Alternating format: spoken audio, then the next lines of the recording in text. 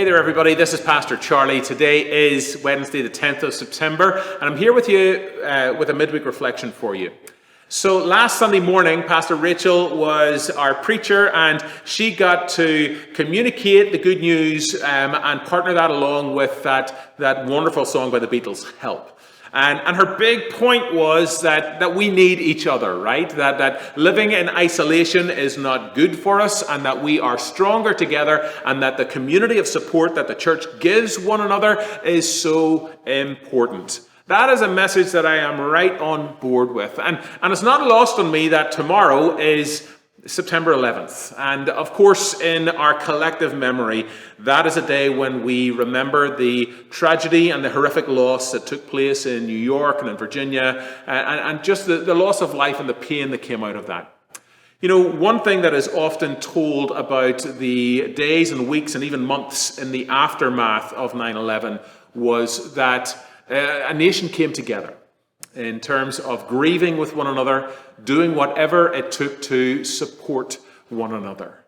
And again, that goes back to the very crux of Pastor Rachel's message.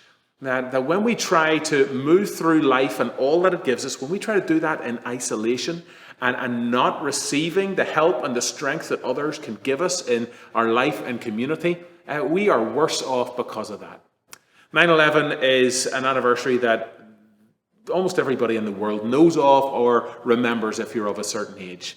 For me, of course, congratulations, because it's Margaret's and mine wedding anniversary. And we got married on that day. And the fact that we did that is also a reminder of what we're talking about here.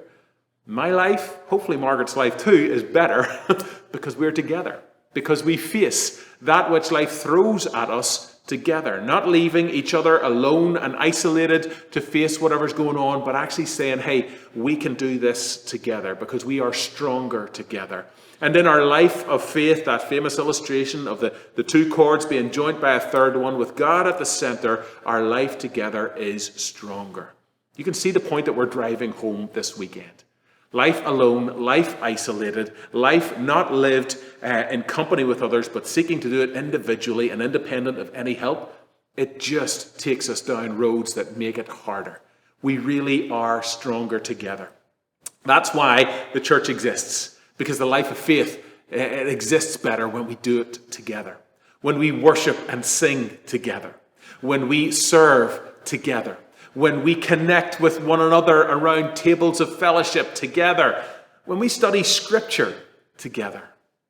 You know, tonight we are going to be gathering to really think about what this life of faith is. We have 3 classes that are starting tonight, and we're gathering around tables of fellowship for some food before that. And all of that is an expression of what was at the very core of what Pastor Rachel was saying at the weekend.